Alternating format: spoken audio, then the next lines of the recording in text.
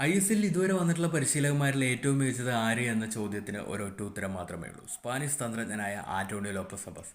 പുള്ളിക്കാരൻ ATK ഫ്രാഞ്ചൈസിയോടൊപ്പം ISL നടത്തിയ വിപ്ലവങ്ങൾ സമാനതകളില്ലാത്തതാണ്. പക്ഷേ due to some unknown reasons കഴിഞ്ഞ സമ്മറിൽ ഹബാസും ATK ഫ്രാഞ്ചൈസിയും തമ്മിൽ വേർപിരിഞ്ഞു.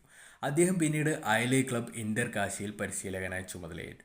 ഐ ലീഗിൽ ആദ്യ മത്സരത്തിൽ തന്നെ തകർപ്പൻ വിജയത്തോടെയാണ് ഹബാസ് പുതിയ സീസണ് തുടക്കം കുറിച്ചത്. ഇത്തവണ ഹബാസ് വന്നതുകൊണ്ടാവാം ഐ ലീഗിൽ നിന്നും ISLലേക്ക് പ്രമോഷൻ നേടാൻ ഏറ്റവും കൂടുതൽ പേരും സാധ്യത കൽപ്പിക്കുന്നത് കാശിക്കാണ്. അതവിടെ നിൽക്കട്ടെ. ഇതേ ഹബാസിനെ പരിശീലകനായി കൊണ്ടുവരാൻ നമ്മുടെ കേരള ബ്ലാസ്റ്റേഴ്സ് ശ്രമിച്ചിരുന്ന കാര്യം നമുക്കെല്ലാവർക്കും അറിയാവുന്നതാണ്. കഴിഞ്ഞ ദിവസം ഹബാസ് തന്നെ പരിശീലകനാക്കാൻ ബ്ലാസ്റ്റേഴ്സ് തന്നെ സമീപിച്ചിരുന്നുവെന്ന വെളിപ്പെടുത്തൽ നടത്തിയിട്ടുണ്ട്. അദ്ദേഹം പറഞ്ഞത് ഇങ്ങനെയാണ്: മോഹൻ ബഗാൻ വിട്ടതിന് ശേഷം ISL ക്ലബ്ബായ കേരള ബ്ലാസ്റ്റേഴ്സ് തന്നെ സമീപിച്ചിരുന്നു.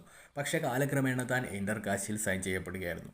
ബ്ലാസ്റ്റേഴ്സ് ആണെങ്കിൽ നിലവിൽ ISL അല്പം മോശം അവസ്ഥയിലാണുള്ളത്. ഹബാസ് ആയിരുന്നു പരിശീലകനെങ്കിൽ ഈ അവസ്ഥ ക്ലബിന് വരില്ലായിരുന്നുവെന്നാണ് പല ആരാധകരും പ്രതികരിക്കുന്നത്.